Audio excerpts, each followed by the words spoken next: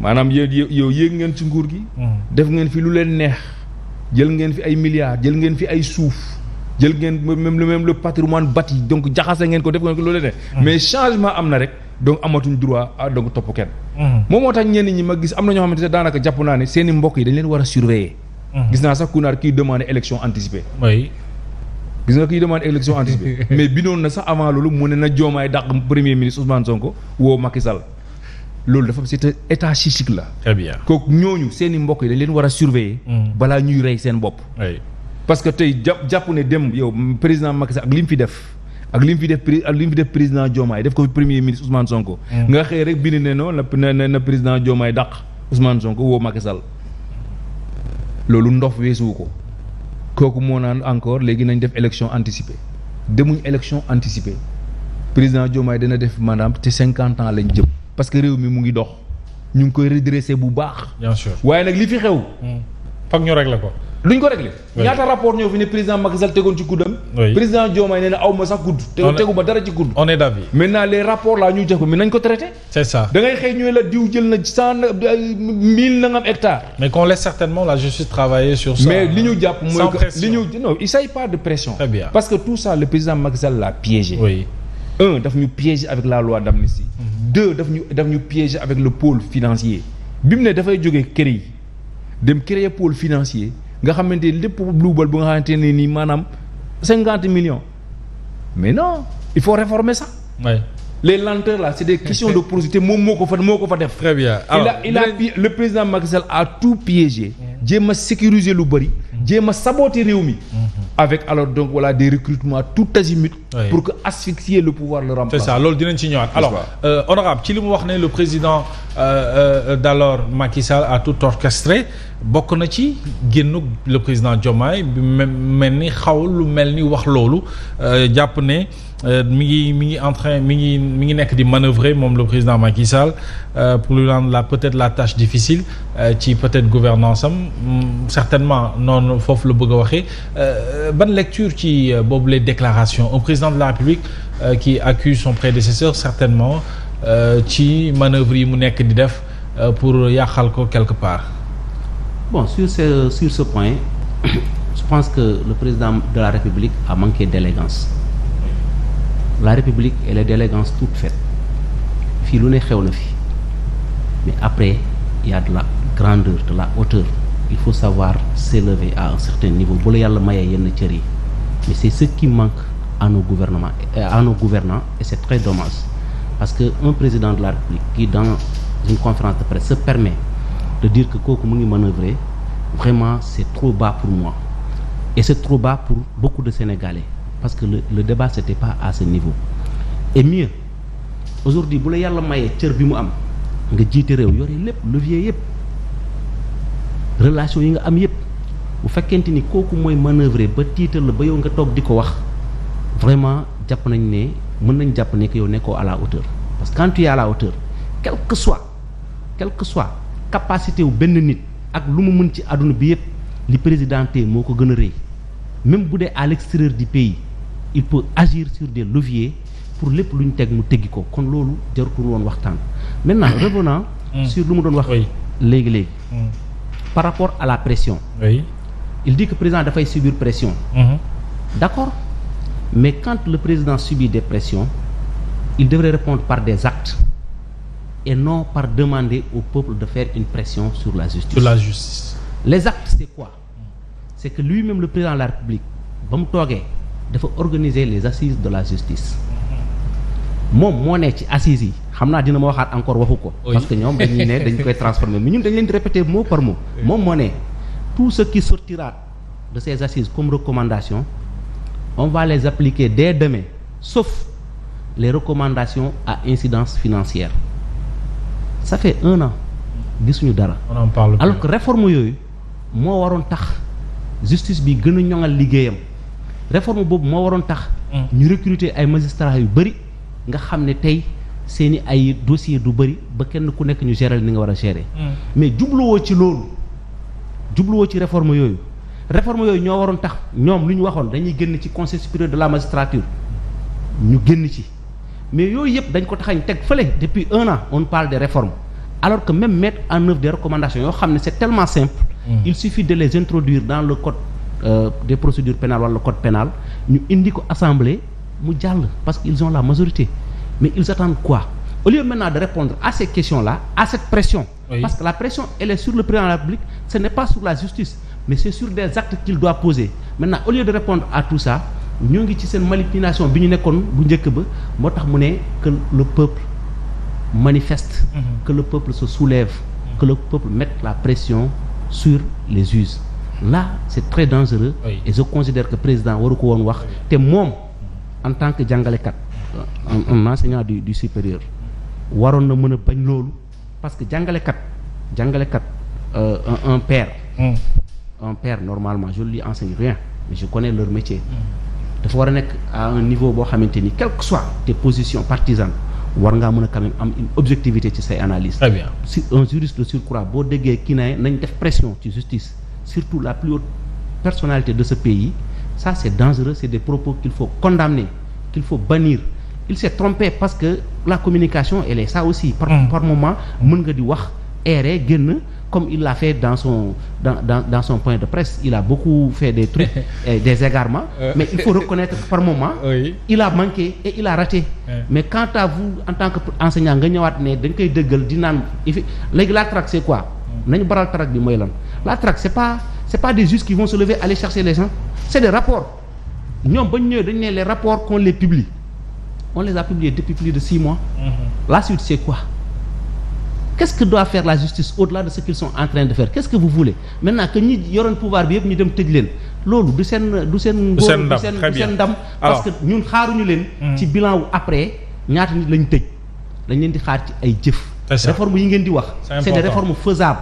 Pendant une année vous ne parvenez pas à terminer des réformes cela veut dire que naroo leen fi def leneen lu dul di wax kese. Très bien alors Abdou Aziz est-ce que vous pensez que le président a manqué d'élégance quand il dit le président Macky Sall mi ngi manœuvrer pour xam naa yu muy def ci suuf cette déclaration là. Mais c'est non xam nga tey aussi ça c'est tout le contraire c'est le président Macky Sall qui n'est pas élégant. Il n'a jamais d'ailleurs été élégant. En tout cas, si c'est avéré, c'est pas du tout élégant. Non, le président Macky Sall, il n'est pas élégant. Oui. Quand le président Macky Sall manœuvre, il n'a jamais été élégant avec son opposition. Gis nga li mu fi def. Moo fi créé ay loi di éliminer ay candidats. Il n'a jamais eu confiance justement donc au peuple sénégalais. Il n'a jamais eu confiance justement au suffrage universel. Donc lui, il n'est pas élégant. Et il a gagné par 2 fois. Maintenant, non, j'ai pas dit qu'il n'a pas gagné, n'est-ce pas? Ce qui n'est pas évident pour vous. Non, ça moom, loolu moom, n'est-ce pas? Yéen, s'il vous plaît. Il faut être honorable. Allez-y. Non, il faut être honorable. Allez-y, Aziz. On vous appelle comme ça, mais il faut être honorable. Allez-y, Aziz. L'honorabilité, c'est une tenue et une tenue permanente. C'est extrêmement important. Comme un enseignant du supérieur aussi. Allez-y. Il faut être honorable, Moussa. Allez-y. Yow rek la ñuy déglu. Alors, donc j'ai dit le président Macky Sall musul am élégance. Il a manqué toujours d'une élégance républicaine. yàgg dañ ko jiiñ moom. léegi mu dem opposition mais président de la République niveau d'information bi mu am. oui.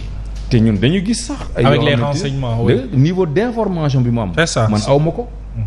mais c'est pas parce que il dit que indi xam naa li muy def day tax yow nga jàpp ne moom dafa am lu muy ragal lan la président de la République. oui avec pouvoir yi moo di xaw a jaaxal ak pouvoir gi mu yor yëpp. non Moussa bàyyi ko mu développer. s'il vous plaît allez-y. n'est-ce pas monsieur le maire waaw. bu nekkee APR nga bokk da nga wax Amadou Ba man APR laa bokk.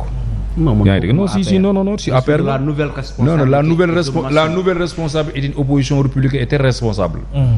Et Amadou Ba incarne une certaine élégance. Depuis le changement am. Contrairement au président Macky Sall. Mais contrairement à vous un de ses compagnons. Parce qu'il a dit qu'on vous laisse travailler. Non, mais ça c'est de l'élégance.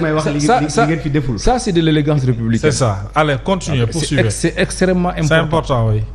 Donc, oui. Le président, le niveau d'information bi mu am oui. mu xam ne y a un de ses prédécesseurs nga ne lu ne def na ko. jiñ nañ leen terrorisme jiñ nañ leen lu ne donc pour que ñoom du ñëw au pouvoir. mu continuer di jéem a def ay dara te mais loolu c'est peine perdue. xaaruñu ko woon foofu en tout cas. non mais ñu ko doon xaar ci en tant que ancien chef d'État mu ñëw accompagner le nouveau. xam nga boo taxee nga bëgg a juger les propos du président Diomaye yow xamuloo le président Diomaye lan la yor. niveau d'information bi mu toll. donc loolu aussi en vérité c'est de la mauvaise foi. C'est de la mauvaise foi. et encore bu ñu ko waxee ci président Macky Sall dara duñu ci bett. parce que dara duñu ci bett. parce que loolu la moo sax def ba mu fi nekkee. beneen bi. oui. il nous parle de réforme. Le président dafa ne bi ñu jógee parce que aussi maanaam les assises de la justice là non deful un an quand même les assises de la justice ay octobre la fi am. élection législative le 17 novembre la am. président de la République am na commission bu mu def xam naa ay membres yu ci nekk yoo xamante ne ni ñoom ñooy def le suivi. C'est en octobre qu'on a tenu les assises. les assises de la justice là. waaw dafa yàgg. c'est pas en octobre quand même. c'est pas tu as dit un an de. yow yaa wax de alors que nous sommes le 6 avril. waaw nous sommes le 6 avril. bientôt un an non s'il vous plaît pas bientôt un an après hivernage lañu defee les assises. oui n'est-ce pas s'il vous plaît. n'est-ce pas donc il y a une commission boo xamante moom la chargé muy def le suivi de l'application des conclusions. am na yoo xamante ni na pare na. il l'a rappelé oui récemment. je pense que loolu aussi je pense que bu nekkee député nga xëy na am na dina ñëw assemblée nationale da ngay xaar.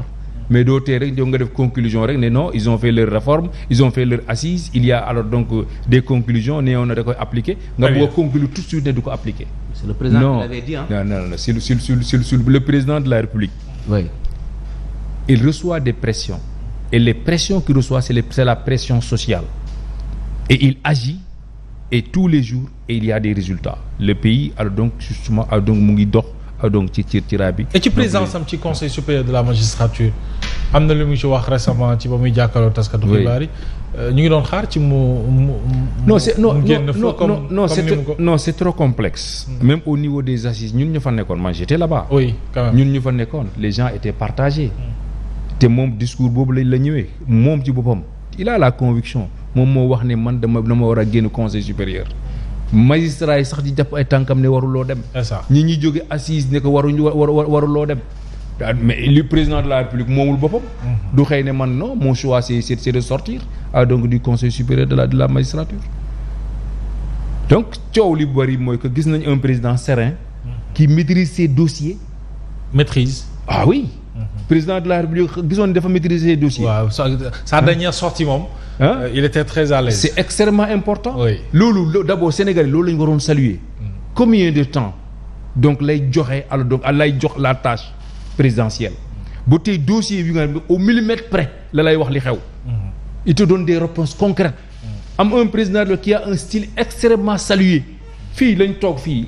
président Abdoulaye nekk fii am na ko sax ko wéyaloon ne moom mooy serré panneau mooy dawal oto et cetera naan ko moom mooy def lépp yaa ngi rappelé wooyu boobu ne l'hyper présidentialisme on l'a toujours critiqué dans ce pays gars yi ba ñu dem assise nationale def conclusion dañoo war a wàññi alors donc justement donc les fonctions du pouvoir du président de la République il veut des directeurs généraux forts des ministres forts et un premier ministre super fort non suñ constitution noonu lañ ko tëggee bi ñu ko tëggee ba pare mais dañoo bàyyi te ni boo xoolee tey li ñu réservé premier ministre comme article wala le gouvernement bariwul mais dafa am boo demee ci constitution bi dafa am foo xamante ne le président peut déléguer. oui absolument yoon may na ko est-ce que mën nañu jàpp ne il peut déléguer il peut déléguer le pouvoir de nomination civile. oui il peut déléguer le pouvoir de nomination militaire. il peut même déléguer le message à la nation. Imaginez Sénégal président Diomaye xëy na président premier ministre Ousmane Sonko. yow yaay def le message à la nation. ñii fan lañu alors que la constitution le permet. mais bien sûr alors est-ce que mën nañu jàpp ne dañoo ay quelques articles lañ lim rek ak li nga xamante ne lii président de la République. kon si bu baax la si on entend. mais c'est ce qu'on a le président dit non defal nag loolu. li ma am ci ay pouvoir dafa bari dafa diis. non boo gisee xam nga tey. ci nguuru Afrique yi nga xam ne am na président yoo xamante ne dañ fi non loolu on l'a toujours critiqué. oui. te un président bi nga xamante moom moo teew partout. loolu aussi loolu yàggul Sénégal. bi mu xewee Sénégal dañoo dem assise nationale ne dañoo war a wàññi. donc sañ-sañu président. bien sûr. waaye sañ-sañu président day fekk parce que constitution prévoir na boo ñëwee président rek waajoo xamante ne ni wóolu na boppam d'abord il faut nga wóolu sa bopp bala ngay wóolu ñi nga àndal. li Amath Dansokho doon wax premier ministre bul xool siège bi de bu moytu la xel si xool siège bi. yow nga ñëw ne ko parce que boo ñëwee nga am sa premier ministre de léeg-léeg nga ne waaye de moom a gën a rafet askan moom la gën a kii wóolootoo ko nga dàq. waaw looloo fi amoon moom. loolu nag mais nga ne président boo xam ne wóolu nga d'abord sa bopp. quand même. confiance en soi loolu la président Diomaye da nekk. c'est important. très bien gëm yàlla beneen bi mooy ko mu jox confiance son premier ministre. sañ ko délégué li nga xam ne constitution moo ko bay. fii nii li ñu koy coow ci affaire ay pouvoir. dañ fi tegagum baaraam ne dafa jox premier ministre loo xam ne constitution mayu ko. du tout. te am na lu ko constitution may yoo xam ne tey nii bu ko joxoon président Diomaye. coow li classe yi ne dañuy jóg di wax alors que constitution moo ko may tey nii bu ñu xew rek ñu ne premier ministre nommé na ab général. alors que c'est le président de la République peut déléguer au premier ministre l'article 45 de la constitution. parce que li ñu ko interdit ne ko mënu ko déléguer article 45 de la constitution bokku ci. très bien alors Moussa. ñu ngi dem il faudra que nous sommes dans un état de droit. bien sûr si le président de la République viole la constitution dañu ne dafa violer la constitution. ak li ñuy wax yëpp gis naa sax koo xam ne mu ngi débat naan non il faut dañuy inviter bicép bi il faut qu'on invite un bicéphalisme au sommet de l'État. notre exécutif est par nature bicéphale loolu constitution moo ko tëgg. dafa indi premier ministre indi président de la République yow ngay bind nga ne chef de parti nga. li nga xamante ni man sama étudiant première année laa koy jàngale. dama ne nag quelle est la nature de l'exécutif sénégalais. ñu ne ma l'exécutif est bicéphale. nga gis waa ju ñëw bind ne non mais c'est-à-dire moi quand je lis damay lire di ree gis nga opposition boo xamante nul tayal. donc soxor nul tayal soxor. très bien alors n'est-ce pas Moussa de très mauvaise foi. ñu ngi demati ca assemblée nationale le 10 jeudi incha allah d'habitude nag quand on reçoit le premier ministre dañu ciy bëgg jàngate des points yu am solo interpellation yi jur peut-être njariñ ak jeexital yu am solo sénégalais yi mën ci am lu nga xam ne daa ko mën a téye mais souvent li muy terminer du neex sénégalais yi